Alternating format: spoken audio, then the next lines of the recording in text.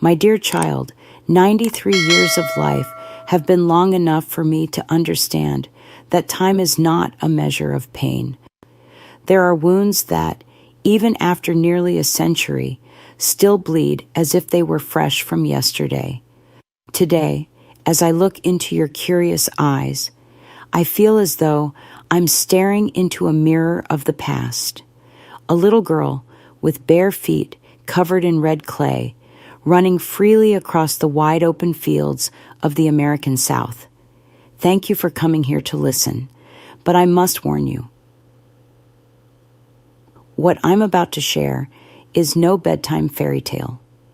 This story will make your blood boil, maybe even turn your stomach. But don't get me wrong, times were different back then. Thank God, women are treated differently today. Or at least, they should be. And, not everything was terrible. I had moments of happiness too, you'll see. Now brace yourself because I don't have much time left, and I'm guessing neither do you. So let's get straight to it. Sit down and listen closely, because the story I'm about to tell could send shivers down the spine of even the most hardened soul. I want to pause for a moment. If you feel the love and are still listening to my story, please subscribe and hit the like button on the Grandparents Memories channel to show your support. Thank you so much. My name is Elaine Miller, and at 93 years old, it seems like just yesterday that I felt the red clay sticking to my feet as a little girl. I thank you for coming to listen to me, but I can tell you up front, what I'm going to share isn't a bedtime story.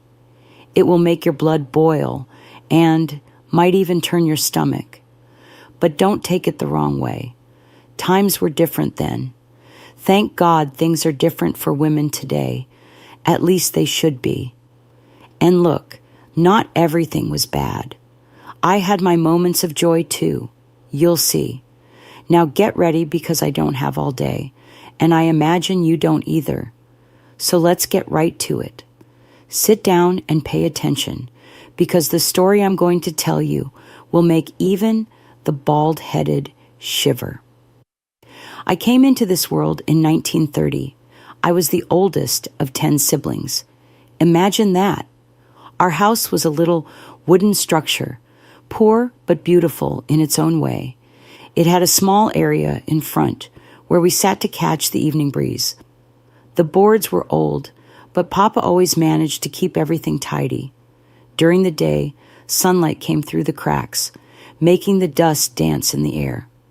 At night, the kerosene lamps cast ghostly shadows on the walls, fueling our childish imagination with ghost stories told by our elders. Goodness, how frightening it was. My mother's mother, Grandma Catherine, lived with us too. She was quite a character. White hair always tied in a bun, black eyes that seemed to read your soul. Her wrinkled hands prepared the best home remedies, and her hoarse voice sang old songs that transported us to another time. She was the pillar of our family, especially after Father died. Life on the farmland wasn't easy, but it had its beauties. We woke up with the rooster crowing before sunrise, the smell of coffee mixed with burning wood from the wood-burning stove. We'd eat a little cornbread with eggs and then head out to work. I remember the salty taste in my mouth as I swallowed quickly so I wouldn't be late. By 6 years old, I already had a hoe in my hand. How it hurt! But we got used to it. We planted beans, corn, and cassava. During harvest times, the sweet smell of fresh corn spread through the air, making my mouth water. I went to school for only 2 years in a makeshift classroom in the church. The teacher, Miss Samantha, was from the big city, come to civilize the country children. I remember the smell of chalk and the sound of the rod hitting the desk to get our attention. I learned to read and write, thank God, but it was a struggle. And heaven help us if we didn't learn. The teacher was terribly strict. She'd strike our hands with a wooden ruler more than a yard long. Our games were simple, but full of joy. We ran through the fields, feeling the warm, southern wind on our faces. We played tag among the cassava plants, the sound of our childish laughter echoing through the plantation. At night, sitting on the doorstep, we listened to the fantastic stories that Grandma Catherine told about restless spirits and hidden treasures. Many people don't believe in these kinds of stories, and if we tell them, they call us liars.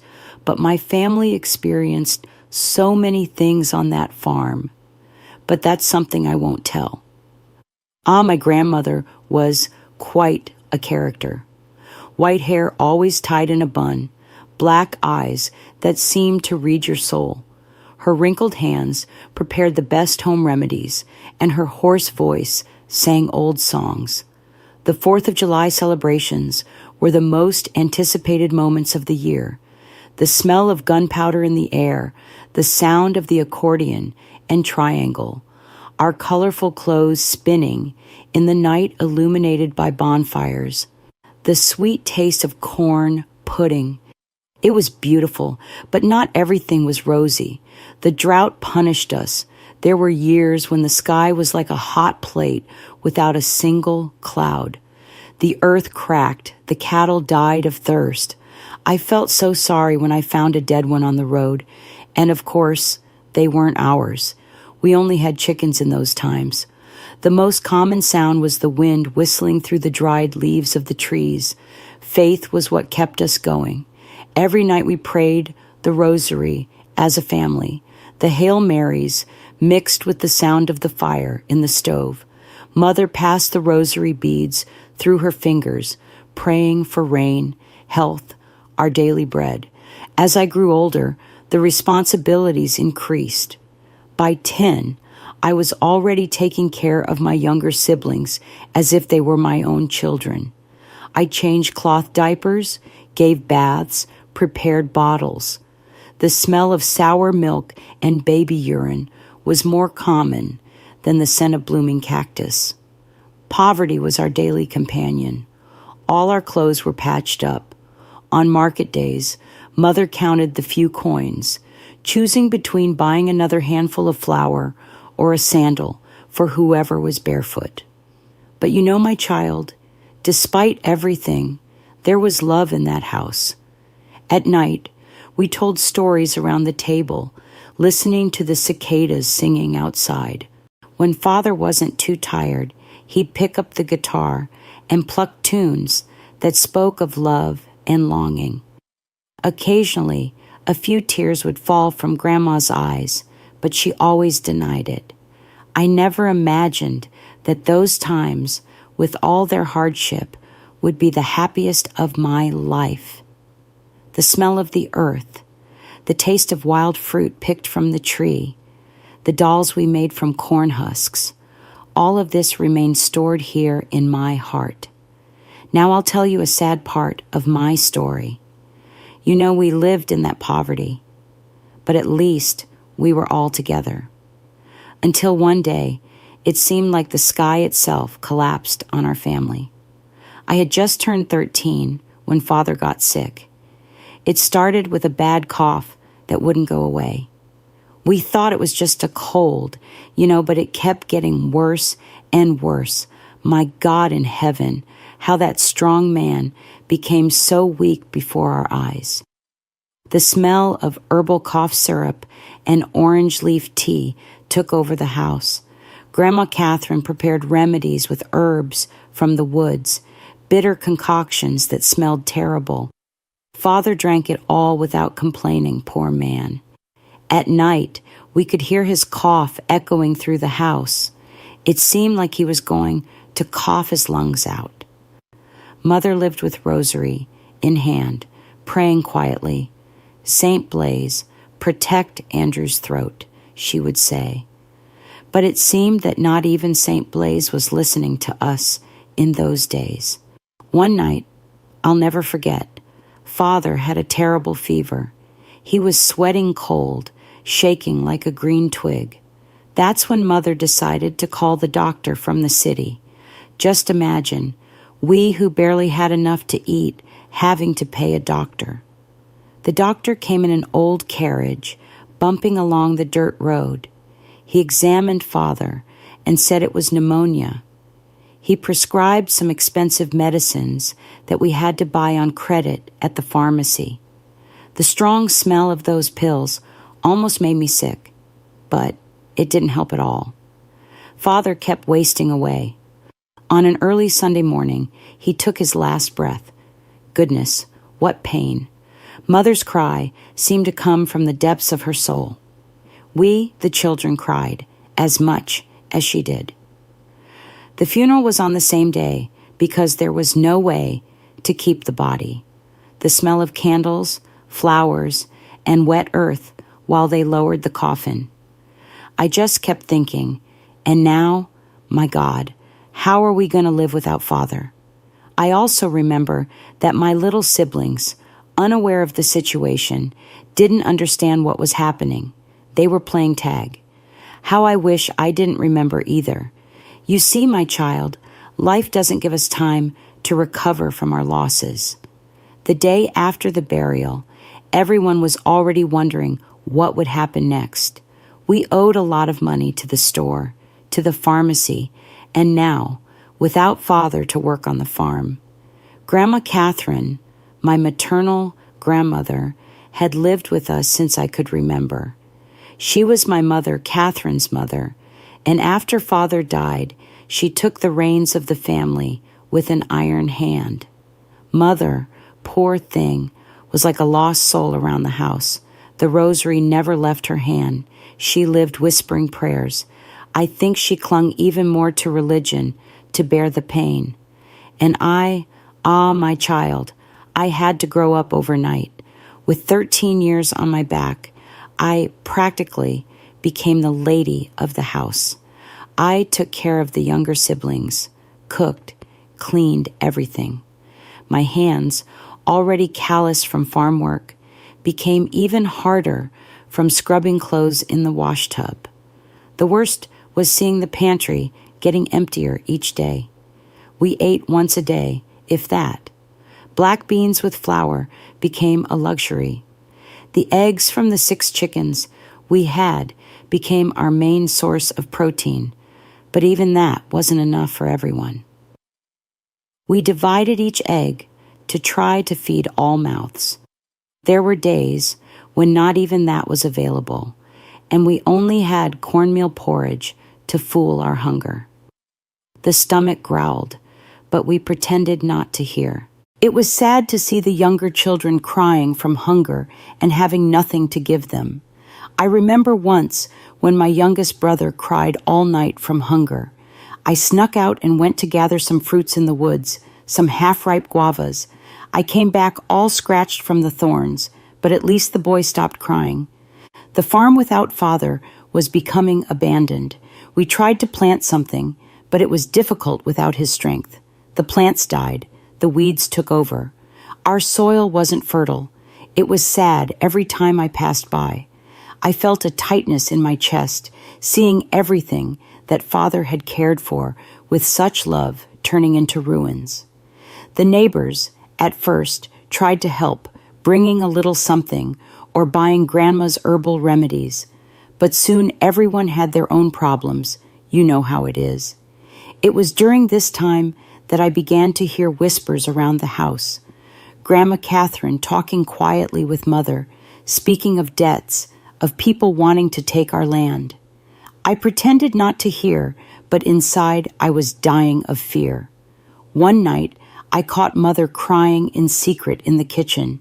She was looking at an old, black and white photograph of her wedding with Father. "Oh, Andrew," she said between sobs, "how are we going to live without you?" That's when I understood the size of the hole that Father had left. It wasn't just the longing, it was the fear of the future. We were like a boat adrift, not knowing where to go. My child, this part of the story is the most painful to tell. You know that saying that after the storm comes the calm? Well, in my life, it was different. After the storm of my father's death came a hurricane that tore my childhood up by the roots. The situation after Father died was getting worse every day. Grandma Catherine, Mother's mother, tried to command everything with a firm hand, as I already told you, but not even she could work miracles. The debts only increased. Every day someone came to collect. The store owner wanted payment for months of purchases. The man from the pharmacy didn't stop sending messages because of the medicines that Father had used. The traveling salesman still charged for that fabric that Mother had bought to make our clothes. Even the warehouse owner sent notes asking about the sacks of flour and beans that Father had taken on credit during the drought. And then there was the loan shark from the city who had lent money at Grandma's request for Father's treatment, with interest higher than a church tower. I remember one night I was in the kitchen washing the dinner dishes, if you can call a thin bean broth with flour dinner. I heard Mother talking with Grandma Catherine in the living room. Colonel Jefferson Blackwood sent another message, Mother said with a trembling voice. He says he'll take our land if we don't pay what we owe. In those times, my child, a colonel was like a king in these parts. What they wanted, they got, and Colonel Jefferson Blackwood was the most powerful of all. He had more than 100 head of cattle, 3 large ranches. A week after that conversation, I overheard. The colonel himself appeared at our house. He arrived in a black car, one of those imported ones, raising dust on the road. He was a tall, strong man, must have been about 50 years old. He wore a light-colored suit, a Panama hat, and a well-trimmed mustache. His strong perfume filled the whole place. I was in the yard, hanging clothes, but I could hear the conversation through the open window. The colonel spoke smoothly, like a snake before it strikes. Mrs. Miller, he said to Mother, I've come to make a proposal that could solve all your problems. My heart froze when I heard the proposal. The colonel offered to pay all our debts, let us continue living on the land, and even give the family money every month. In exchange, he wanted to take my sister Daisy to be his wife. Holy Virgin, I'll never forget that scene. Mother started crying right away. Grandma Catherine, who had been quiet in a corner, stood up like a lioness. This girl is only 11 years old, man of God, she shouted. The colonel wasn't fazed.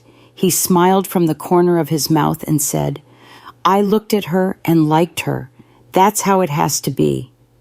Mother and Grandma were shocked. No, they shouted together. Grandma Catherine, with a courage I had never seen before, planted herself in front of the colonel and said, Get out of here right now. The colonel, with an unfriendly face, replied, You have until the change of the moon to change your mind, or you'll all be out on the street. And off he went, cursing. This foolish pride will lead these fools to the gutter. After he left, the house fell into a heavy silence. Mother wouldn't stop crying. Grandma Catherine walked around the house like a restless soul, muttering and praying. My younger siblings didn't understand anything, but they felt that something bad was happening. It was then that I made the most difficult decision of my life. With my heart in my hand, I said, I'll go in Daisy's place. Everyone looked at me, shocked. I'm 14 years old. I'm older. It's better that I go than her. I'll never forgive myself if we end up in the gutter. Mother started crying even more. Grandma Catherine tried to convince me to change my mind, but I had already decided. If someone had to sacrifice themselves for the family, let it be me. One night, Mother called me to her room. She sat with me on the bed and took my hands. You understand that we have no choice, she said, with eyes red from so much crying. I understood then that I was being sold like a head of cattle. Grandma swallowed her pride and walked to the Colonel's ranch. He accepted the proposal without even meeting me. They gave me a week to prepare. Grandma Catherine filled a bundle with my clothes, the best I had, which weren't many. Mother sewed day and night to make me 2 new dresses. The neighbors, when they found out, came to bring little presents, a comb, a hair ribbon, a fragrant soap. The night before leaving, I couldn't sleep. I lay looking at the ceiling of my room, listening to the crickets singing outside, thinking about the life that awaited me. I was afraid, of course I was, but I also had a silly girl's curiosity, imagining what it would be like to live in a big house, wear pretty dresses, have food on the table every day. On the appointed day, the Colonel sent the car to pick me up. I'll never forget the scene. Mother kneeling in the yard, being supported by Grandma Catherine, my little siblings crying without really understanding what was happening. Before getting into the car, Grandma pulled me by the arm and put a black beaded rosary in my hand. "Keep it with you, my daughter," she whispered. "In the darkest hours, it will protect you. And never forget, not a day will pass that your mother and I won't pray for you." The driver threw my bundle in the trunk and opened the car door for me. When I sat on that leather seat, I felt such a tightness in my chest that I thought I was going to die. The car started moving, and I kept looking through the window at my family getting smaller and smaller until they disappeared in the dust of the road. And that's how I was sold to Colonel Jefferson Blackwood, exchanged for debts and promises. It was the end of my childhood and the beginning of a life that I couldn't even imagine what it would be like. My child, let me tell you what it was like arriving at that big house. It was as if I had entered another world, a world that I had only seen in dreams or in the stories that the teacher told at school. It was land that seemed endless.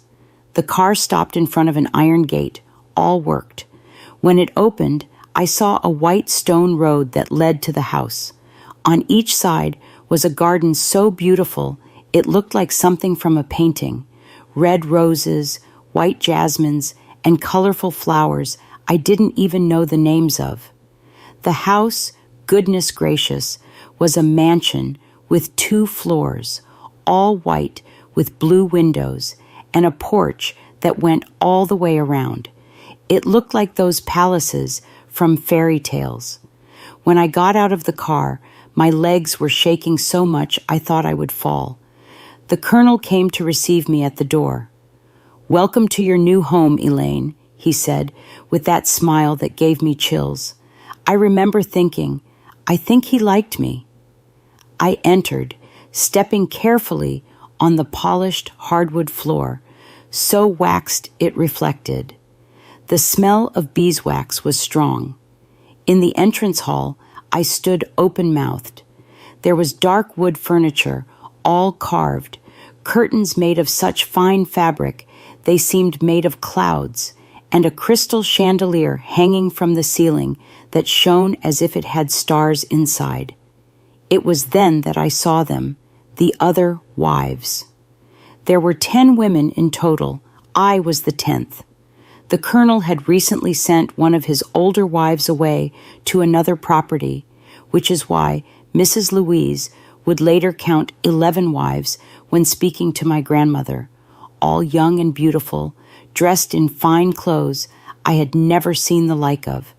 They wore brooches and ornaments in their hair. I was enchanted. The Colonel told me the name of each one. There were 3 with the same name, Maria, so he said he called them by flower names so they wouldn't get confused. They looked at me with a mixture of curiosity and pity. I discovered later that the youngest of them was 16 years old, and the oldest, who was called Josephine, was 21. Among them, I noticed 3 with apparent pregnancy bellies, their elegant dresses barely hiding their rounded forms. While I was absorbing the shock of seeing so many young wives, I heard laughter and happy shouts coming from the back garden. Looking through the window, I saw something that took me by surprise. Children. There were more than 10 of them, of various ages, running and playing among the colorful flowers. The boys in short pants and white shirts chased each other, while the girls in delicate dresses with puffed sleeves jumped rope or played with dolls so beautiful I had never seen that type. For a moment, the scene seemed almost normal, as if that were a common family. But then I noticed a severe governess watching the children closely, and the illusion broke. Those were the colonel's children, fruits of his various wives, living a life of apparent luxury, but trapped in the same gilded cage as their mothers. Josephine approached me. She was a very tall girl with black hair and green eyes. She spoke with a gentle voice. "Welcome, Elaine. I'll show you everything around here." The colonel gave a little pat on my back and said, "Go with her. We'll talk later." As Josephine showed me the house, I stood open-mouthed at everything. Each room we entered was bigger and more beautiful than the last. We arrived at a dining room with a table so long it could seat a battalion, and the kitchen, Holy Mary, was the size of my entire house, full of shining pots and a stove that looked like something from rich people. It was at this moment that a very pretty little girl, must have been about 8 years old, came near us. Dark hair, bright eyes. "Mother," she called, pulling on Josephine's dress. She seemed desperate, as if she wanted to say something urgent. "Mother will be there soon, my dear. You'd better go," Josephine said in a soft voice, but I could see she was very uncomfortable with the little one's presence. The girl looked at me curiously and gave me a shy greeting. The woman who was cooking there looked a bit worried, but then pretended not to see, continuing her tasks. After the little one left, Josephine let out a deep sigh and told me her story. She said she had been there for almost 10 years. Just imagine, she was the colonel's first wife, among those still in the main house, and already had 4 children with him. I was just a child when they brought me here. I had just turned 11 years old. I celebrated my birthday 4 days after arriving, she said. Now at 21, her look was a mixture of sadness and resignation. Mercy. I was shocked. I even felt my stomach turn. It was then that I realized, behind all that beautiful house, there was a lot of dirt hidden under the carpet. A girl of 11. Heavenly Father, that was exactly the age of my sister Daisy. I felt a chill down my spine. What kind of monster was this colonel, and what future awaited me in that house that seemed more like purgatory? Holy Mary, protect me. There in front of the corridor of that kitchen, I was processing everything I heard from Josephine when the smell of food invaded my nose. An aroma of spices I didn't even know made my stomach growl. It had been a long time since I had eaten properly, you know? But the hunger soon passed when Josephine began to explain the rules of the house. "Here, each one has her day with the colonel," she said quietly. "On the other days, we take care of the house, the garden, do embroidery. The colonel likes everything very clean and organized. If something isn't the way he likes it." She didn't finish the sentence, but her look said it all. We went up to the second floor. The corridor was full of doors. Each one was a wife's room. Mine was the last. When Josephine opened the door, I thought she had taken me to the wrong place. It was so big, with a bed covered with soft sheets, a huge wardrobe, and even a dressing table with a mirror. "Your new clothes are there." Josephine pointed to the wardrobe. "The colonel likes us to dress well. Come, I'll help you get ready." Josephine helped me take a quick bath with soaps that smelled of flowers I didn't even know. I liked it. I had never bathed in a warm shower. At home, we didn't have one. It was a basin bath, and with cold water at that. Afterward, She dressed me in a silk nightgown, so fine it seemed like I was naked. She combed my hair and even put a little powder on my face to disguise the fear, she said quietly. My heart was beating so hard in my chest that I thought I would faint right there. Josephine took me to the door of the colonel's room.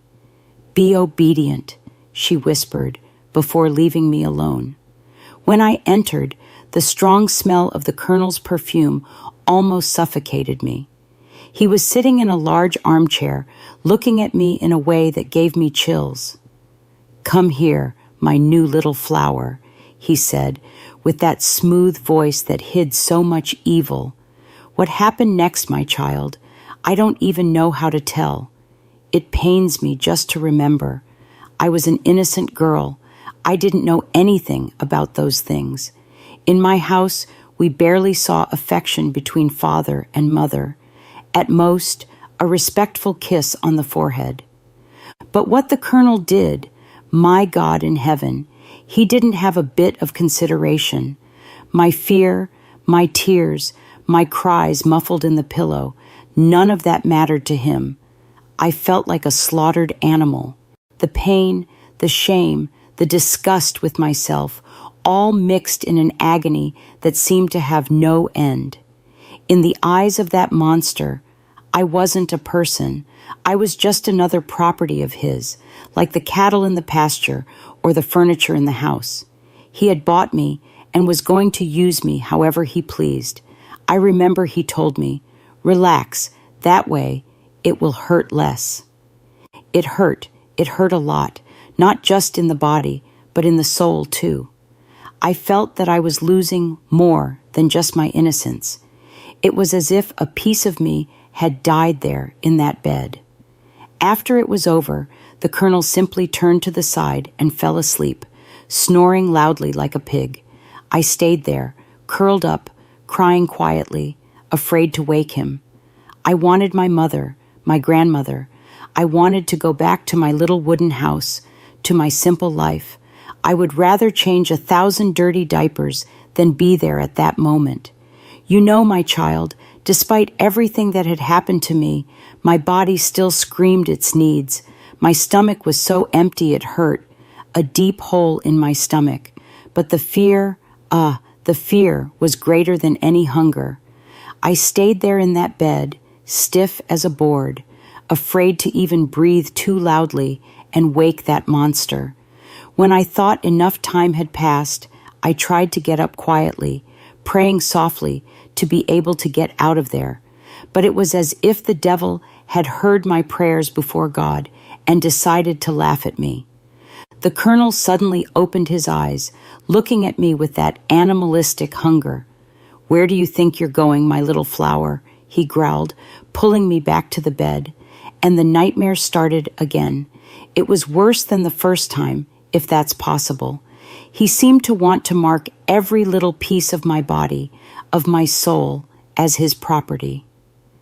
When it finally ended, he fell into a heavy sleep, snoring again. As soon as the first rays of sun began to enter through the cracks in the window, I left that room.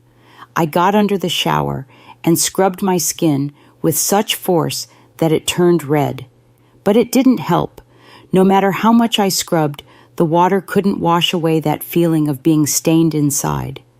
I knew at that moment that all the soap in the world wouldn't be able to truly clean me. I was awakened with a start, strong knocks on the door. I opened it, trembling from head to toe. Thank God it was Josephine. She apologized, saying she only knocked hard because I took too long to answer the door, and she was very worried about me.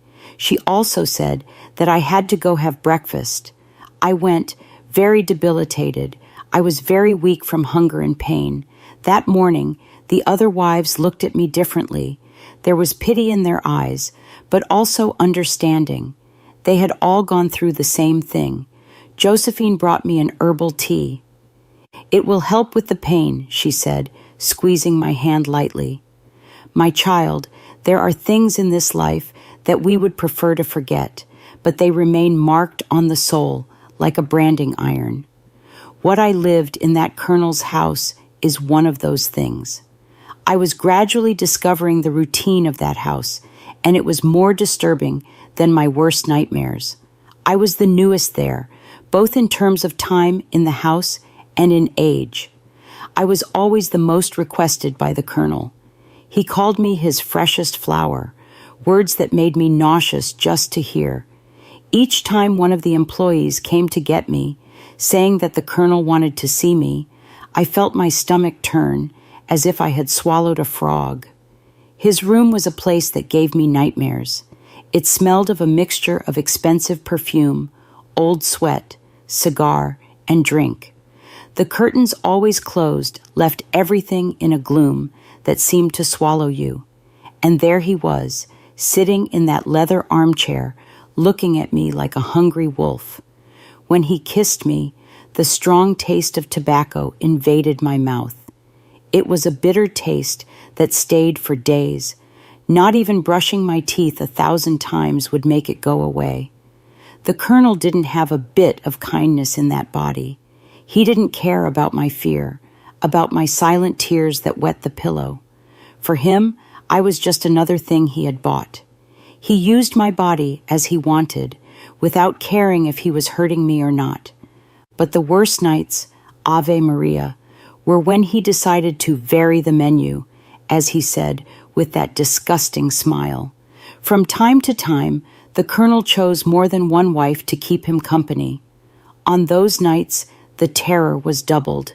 He made us get ready, put on those fine dresses that showed more than they hid. Then he made us drink moonshine, that really strong kind that he kept in a crystal bottle. It's to warm the blood, make you more lively, he would say, laughing at our looks of disgust. The moonshine went down burning, made the head dizzy and the stomach queasy, but we had to drink or the punishment would be worse.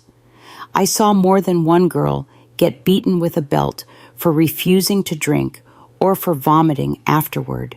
I remember one night when he called me along with Josephine. She had been there longer, knew how things worked. She looked at me with a mixture of pity and resignation while we drank the moonshine that the colonel served. "Now, my dolls, let's have fun," he said, his eyes shining in a way that froze my soul. He made us do things to each other, things I didn't even know existed, and he stayed there watching, laughing, giving orders. Then he would join in. It was as if we were puppets in his hands, without our own will. The worst was afterward. The shame, the self-disgust, the guilt. Even knowing that we had no choice, that it was all forced under the colonel's threat to order his men to kill our families. Josephine hugged me afterward, crying quietly. "One day this will end, girl," she whispered. But I saw in her eyes that not even she believed it. The next morning, it was difficult to look at each other. All of us there had already gone through this. It was as if there was a silent agreement among us to console without saying anything. And it wasn't just that. The colonel liked to humiliate us in other ways too. Sometimes he made us walk without clothes around the house in front of the employees. Other times, he forced us to serve him and his friends during parties wearing clothes that were more like rags. They were so short and low cut. It was a shame without measure, my child. We felt less than human. The colonel loved to show us off to others as if we were his trophies. At parties, he would boast to his colonel friends, "Look at the beauties I have here," he would say, running his hand over us as if we were racehorses. But one thing he didn't allow: no one could touch us. It was as if we were objects too expensive for others to handle, only he could use. You must be wondering, and the children? How were they in the middle of all this? This must be a lie from this old liar. Well, my child, the children, that was another torment for us. The colonel didn't want to see or hear children around the house. He said they interfered with his business and his pleasures, so he had a separate area built, far from the main house. It was like a different world. That's where all the children stayed, from the little babies to the older ones. The women who were pregnant stayed there too. There were 3 ladies who took care of them. They were women trusted by the colonel, hand-picked.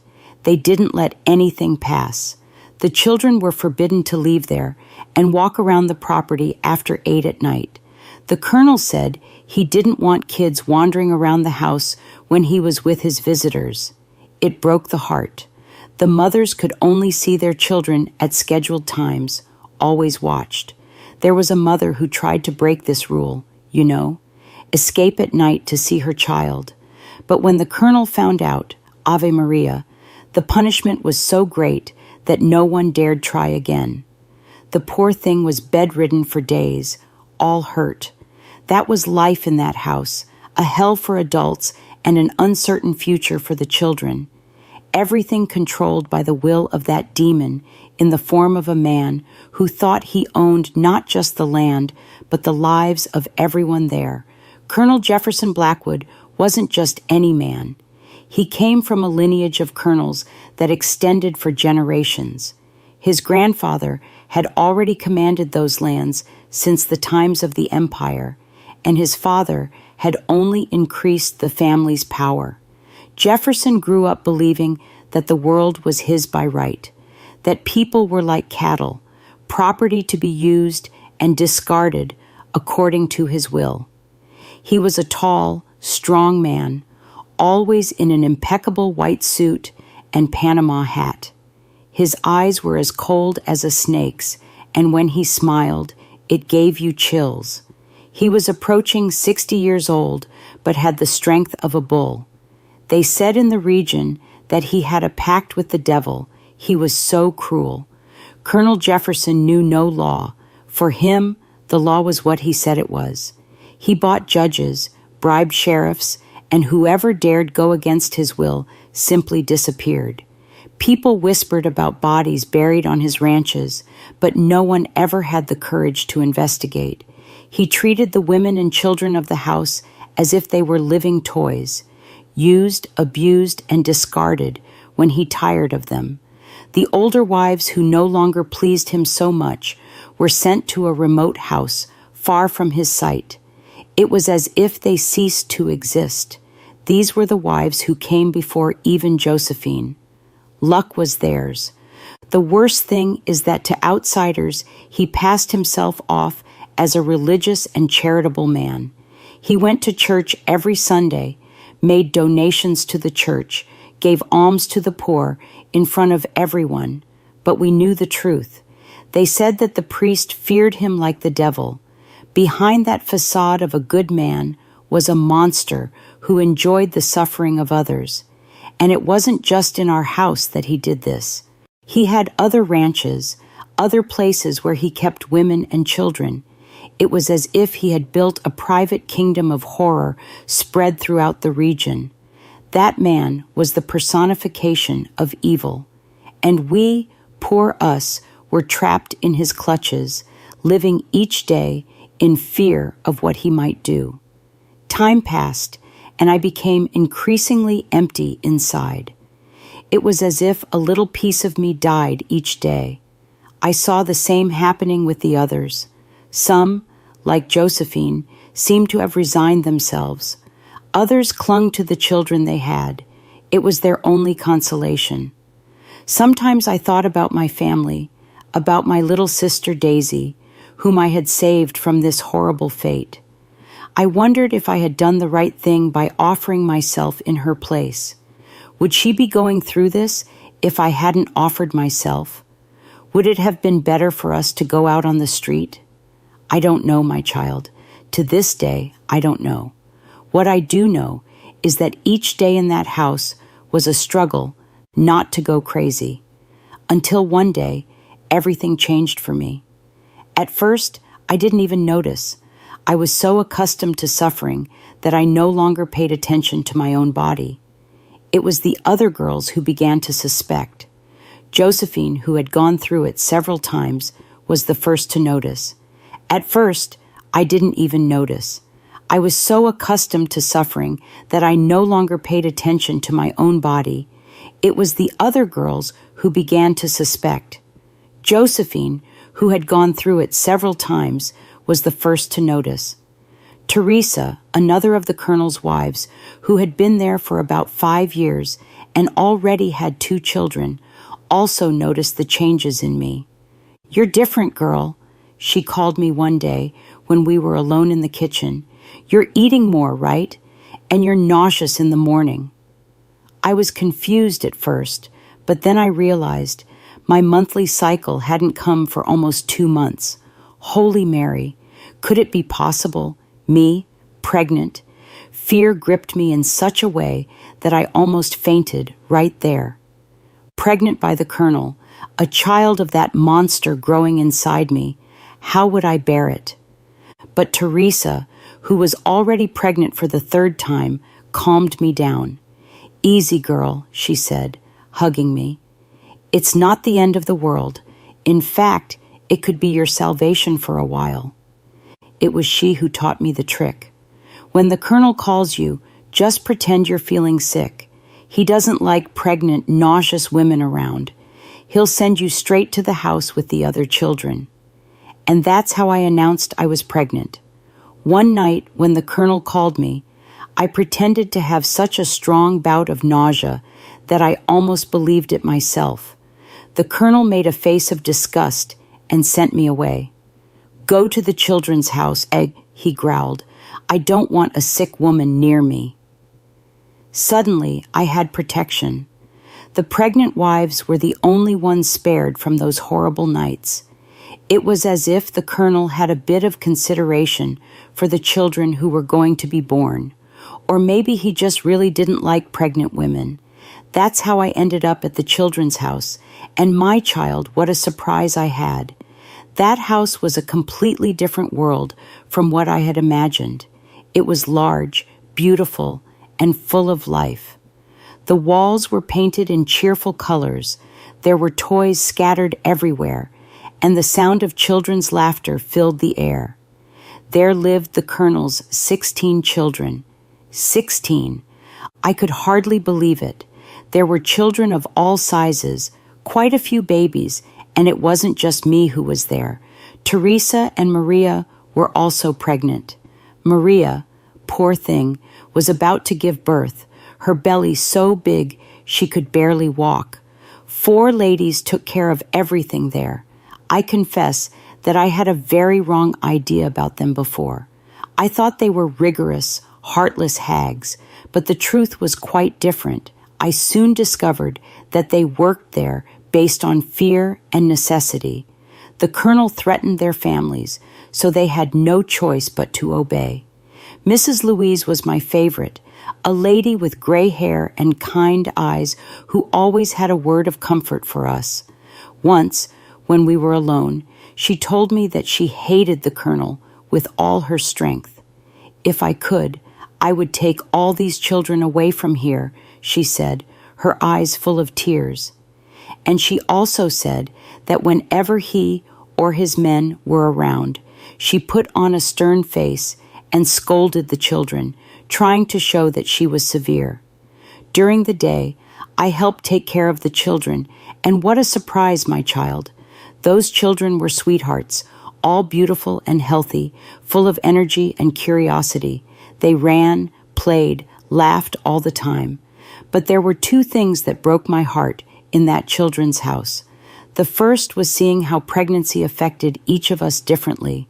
Teresa, poor thing, kept saying that she liked being pregnant, not for the pregnancy itself, but because it was the only way she could spend more time with her other 2 children. "It's the only time I can be a real mother," she would say, caressing her belly while watching the children play. As for me and Maria, we were sad for another reason. We knew that we would only stay there until the baby stopped breastfeeding. After that, we would have to return to the big house and schedule 1 day a week to spend with the children, if that.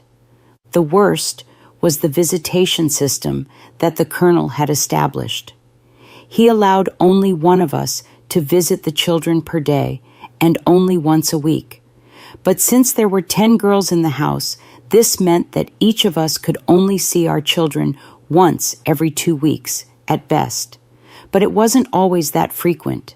Sometimes, on the Colonel's whim, or because one of us was being punished, the visits were canceled. Pregnant for the first time, I observed this with a heavy heart, knowing that this would be my future too. I saw the desperation in the eyes of the other mothers, counting the days until the next visit.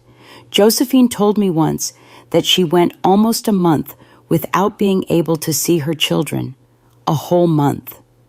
When her day finally came, she could hardly sleep from anxiety the night before. And the saddest thing was seeing how this time apart affected the younger children.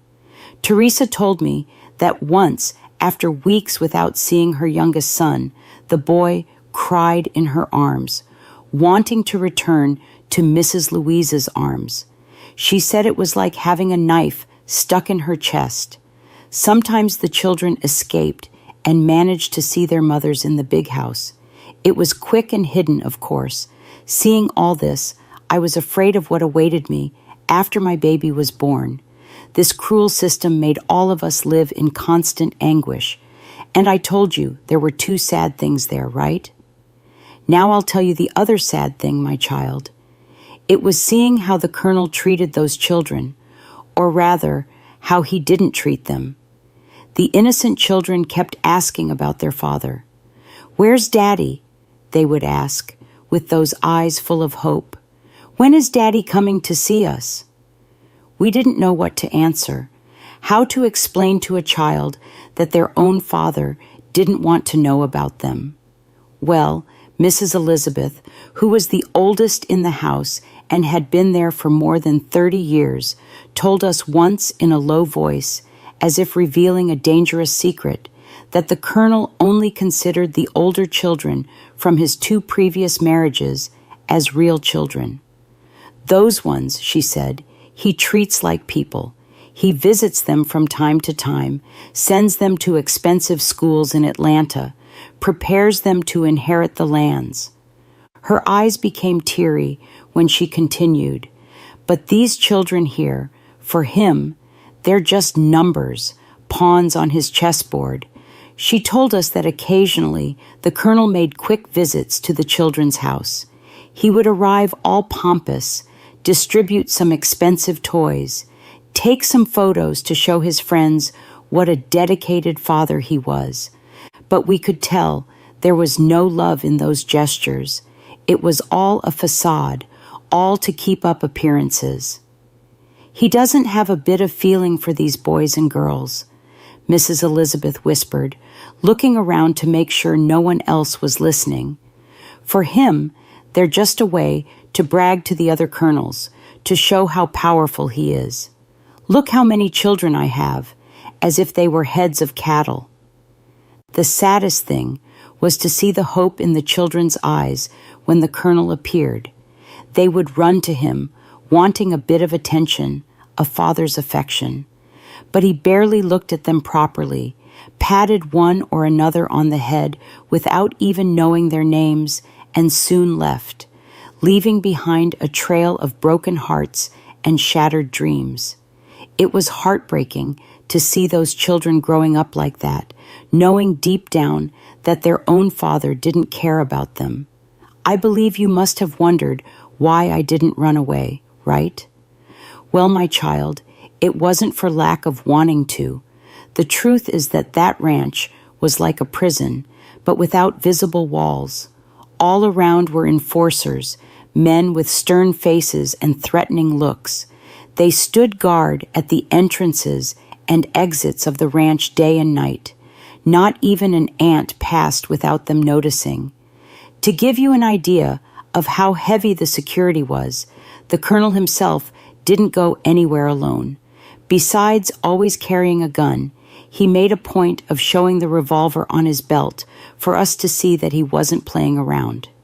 He had 2 enforcers who were like his shadows, going everywhere with him, always alert, ready for anything.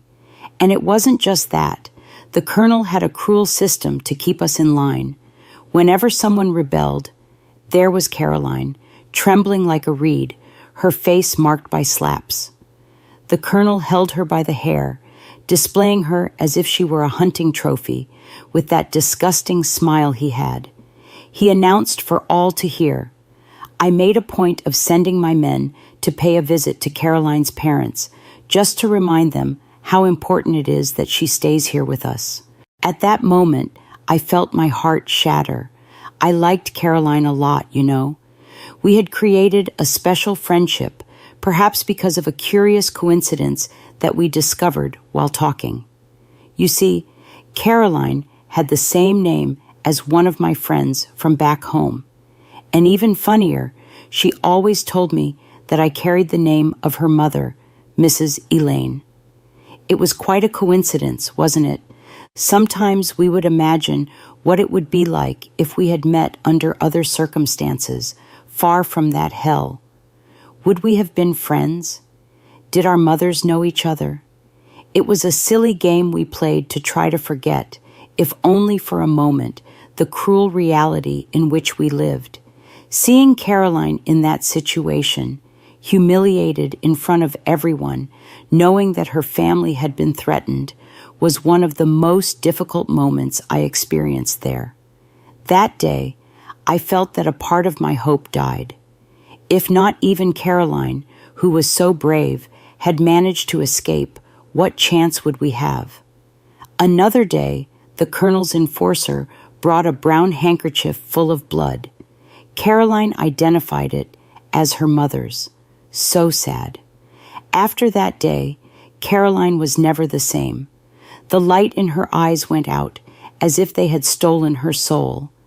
And I learned in the worst possible way that dreaming of freedom on that ranch could cost very dearly, not just for us, but for those we loved outside. Sometimes we would take the children to play near the big house. I took advantage of these opportunities to talk quickly with some of the other girls, and nothing had changed over there. The hell continued the same while we lived in that bubble of protection that we had in our wombs. One day, Josephine came to call us, me, Teresa, and Maria. She said a new girl was about to arrive. My heart tightened immediately. Another girl for the colonel to mistreat. We all got ready and went there to await her arrival. You know something I noticed? Josephine was a bit restless. She didn't want to talk much with me, as she always did. I imagined it was because of the disappointment of another girl arriving. While we waited, I couldn't stop thinking about what this girl would be like. Would she know what she was getting into? Had she done like me, offered herself in place of someone in the family? The wait seemed endless. We sat there in the living room of the big house without saying anything. Only the sound of our sighs broke the silence. I could see the fear in the eyes of the others, fear of remembering their own arrival, fear of what that poor girl was going to go through. Finally, we heard the sound of a car approaching. My heart raced. The door opened, and there she was. My God in heaven, my child. When I saw who it was, I felt as if the ground had disappeared from under my feet. It was Daisy, my little sister. That girl I had left at home almost a year ago was now standing there at the door with eyes wide with fear. Daisy had grown, but she was still a child. She was 11 years old and was already there in that hell. She saw me and ran to hug me.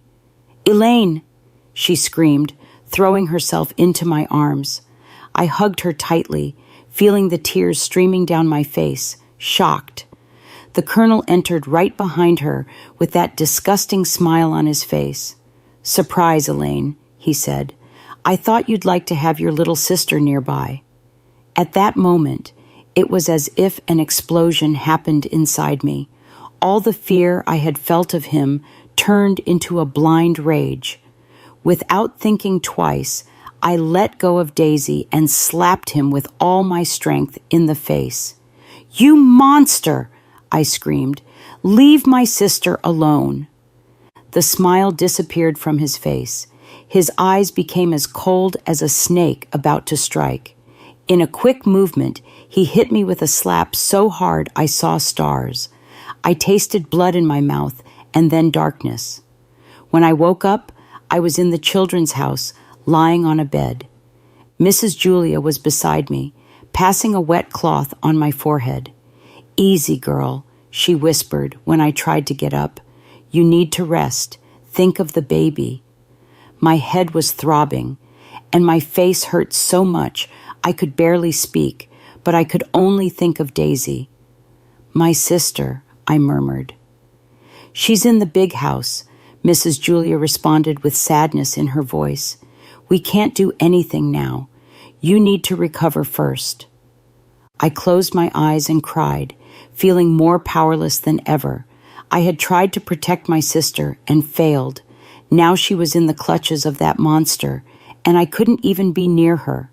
In the days that followed, I was in agony without end.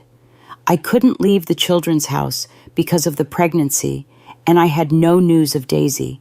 I was so nervous that I had very strong cramps. I couldn't get up properly. I was so afraid of losing the baby. I had a lot of bleeding.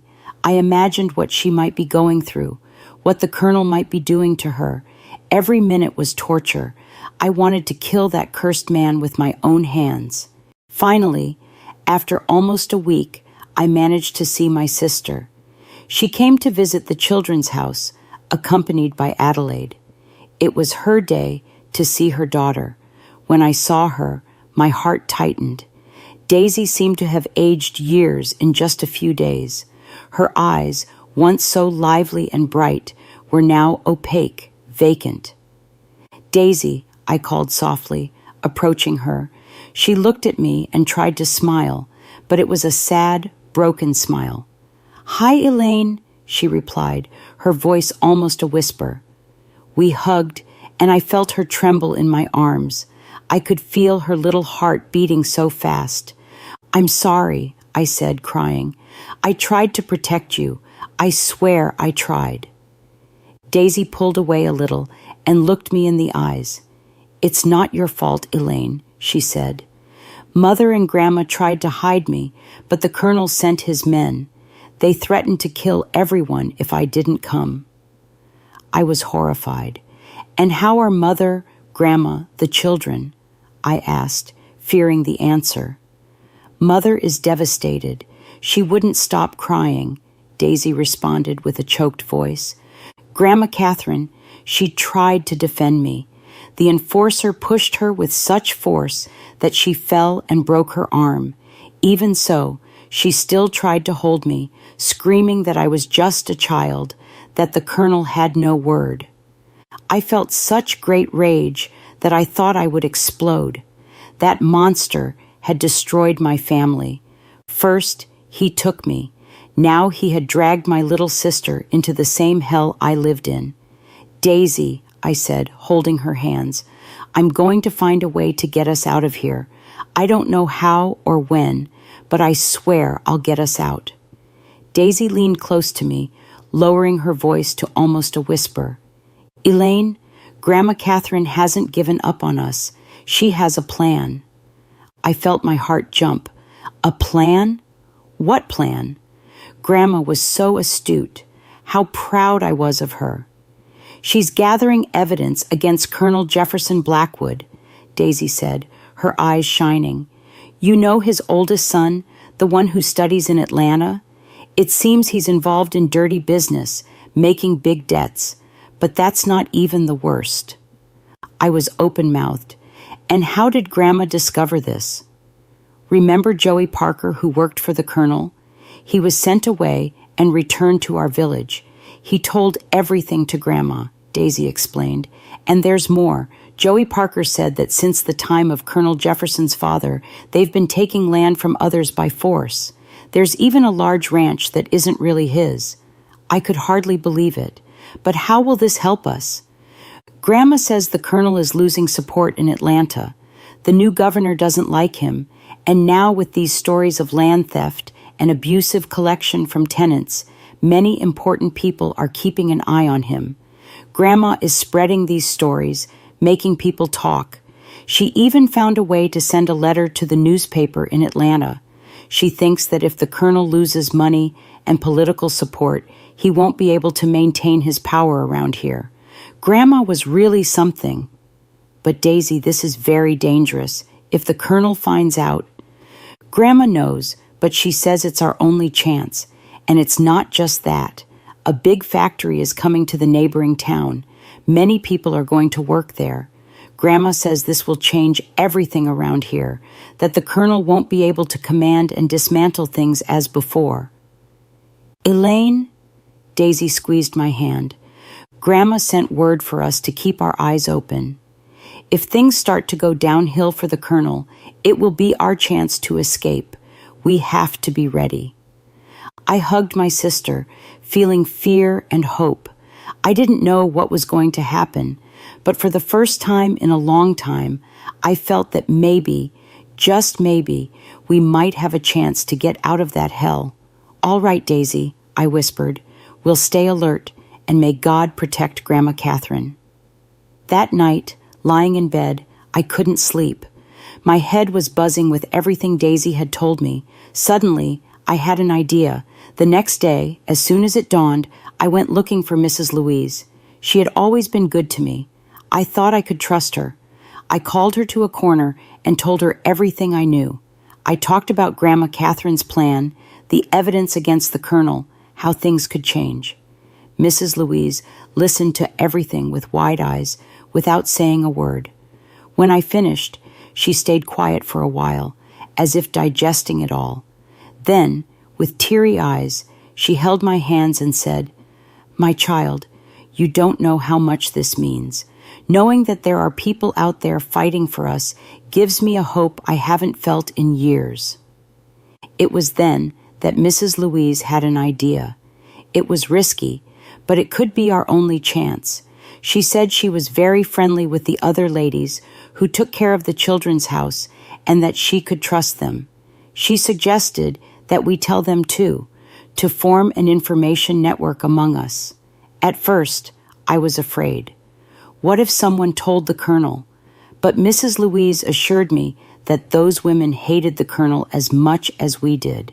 They only stayed there because he threatened their families. Gradually, we told all the colonel's wives who came to visit their children. It was always a whisper here, a hidden conversation there. We had to be very careful so no one from outside would suspect. Seeing the hope in the eyes of those women was something I'll never forget. Some cried with joy, just knowing that someone was fighting for them out there. Others were afraid, but even so, they wanted to help. Grandma Catherine was becoming a heroine without even knowing it. The plan was simple. We passed information to each other. Any news about the colonel, any change we noticed, everything was shared. The 3 ladies who worked in the children's house had 2 days off per month. They could go to their homes to see their families and would be absent for 2 days. That's when I had another idea. I gave my address to Mrs. Louise and asked her to look for my grandmother on her next day off. Mrs. Louise was afraid at first. "What if they catch me?" she asked. But I begged, said it was the only chance for my family to know how Daisy and I were. She ended up agreeing. In the days that followed, I could hardly contain myself with anxiety. I couldn't wait for Mrs. Louise to return from her day off. My heart was racing, waiting for news, until finally she appeared, and as soon as she had the opportunity, she called me to a corner. "Elaine," she said with a smile on her face, "I went. I spoke with your grandmother." I felt my knees weaken. And how is she? And my mother? The others? Mrs. Louise held my hands, her eyes shining with emotion. "They're all well, my child. Your grandmother is quite a woman, you know. When I told her that we knew everything she was doing, I thought she would be scared. But no, she was happy to know that we had united. She said she would fight until her last breath to get you and your sister out of here.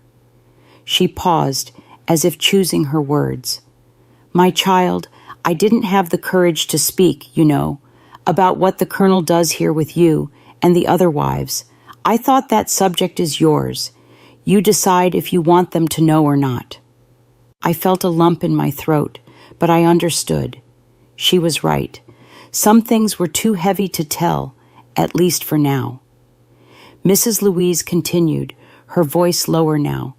But I said that you're pregnant and that the Colonel has 11 wives here on the ranch. Holy Mary, your mother and your grandmother were furious. I thought they were going to get the first horse and come here to kill him with their own hands. And there's more, Elaine.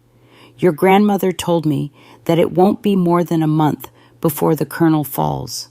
She couldn't give me details, said it was dangerous, but she said for us to have patience, that freedom is coming. I felt my heart accelerate. A month, so much time and so little at the same time. And now, Mrs. Louise? I asked, my voice trembling. What do we do now? My child, she replied, with a determined look. We wait and prepare, because when the time comes, we have to be ready to run from here as fast as possible. Mrs. Louise had so much news. I was very anxious to know everything. She continued, saying, Elaine, my husband John, he said he'll help too. And my 2 older sons, Peter and Anthony, they're also willing to do whatever is necessary. Then she took from her pocket a small rosary with blue beads. I recognized it immediately. It was the rosary that my mother used every day to pray.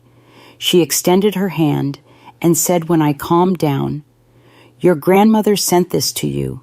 She said it's for you to have strength.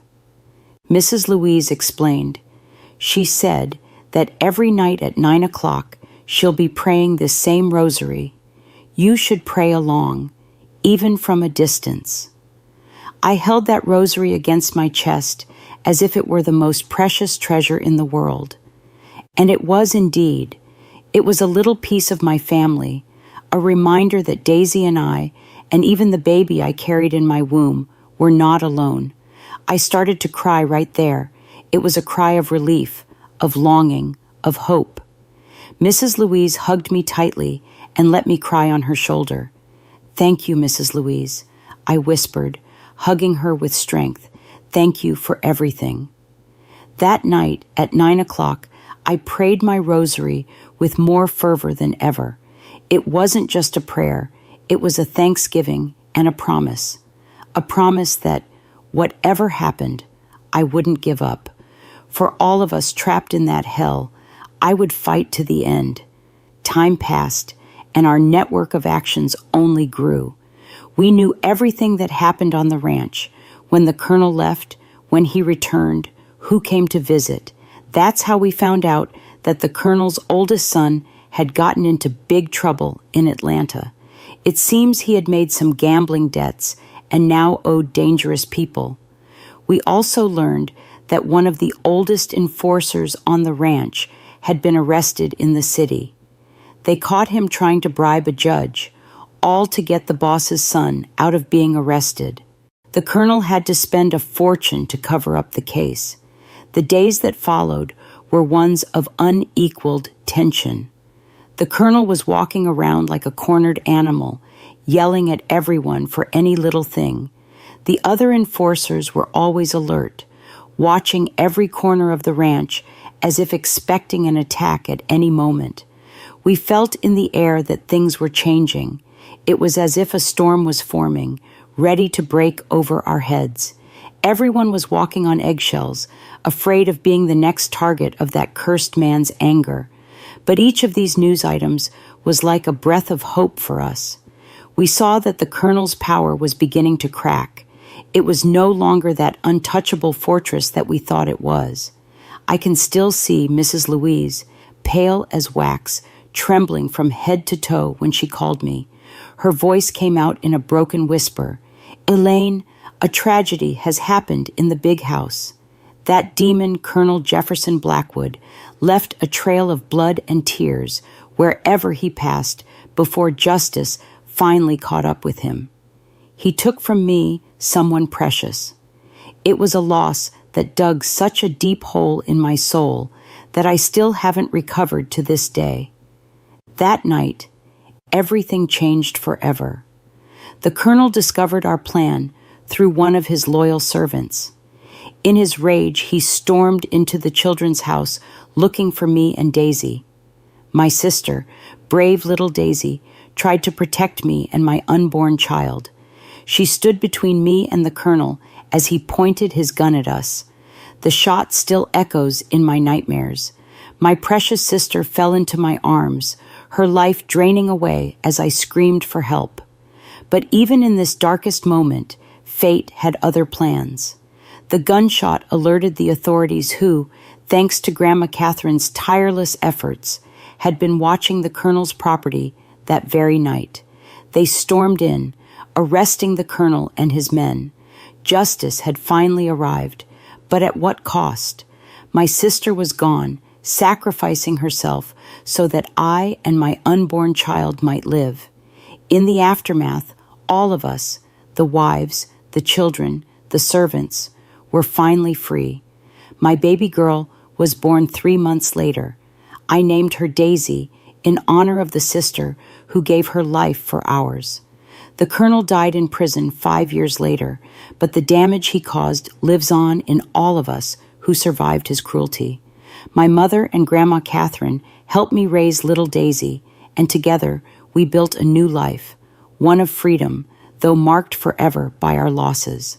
Now, as I reach the end of my own journey, I tell this story not to dwell on suffering, but to honor those who didn't survive to tell their own tales, especially my sister, whose courage I've tried to live up to every day of my life. Thank you all so much for patiently listening to the story of my life. At the age of 93, sharing these memories is no easy task, but I truly believe that every story, no matter how painful, holds its own value. My life has seen many ups and downs, from the red clay under my feet as a little girl to the darkest days that no one should ever have to endure. And yet, here I am, still standing, still alive, and able to share it with you. That, to me, is the power of hope and resilience. I want to leave you with this message. No matter how difficult life gets, never give up. Find strength within yourself and from those who love you. Because, as I've learned, no night lasts forever. And there is always light waiting on the other side. I want to express my heartfelt thanks to the creator of the Grandparents Memories channel for inviting me to share my story. Being able to tell it has been a part of my healing journey, and I hope it brings strength to those who are facing struggles of their own. If my story has meant something to you, please consider subscribing to the Grandparents Memories channel and giving this video a like. Every memory shared is a lesson, and every lesson has the power to change someone's life. I won't be here forever, but my story, and the stories of so many others, will live on through this channel. Stay tuned for more real-life journeys filled with emotion and valuable lessons. Thank you for listening. As I always say, life isn't always easy, but it is always, always worth living. Wishing you health and peace.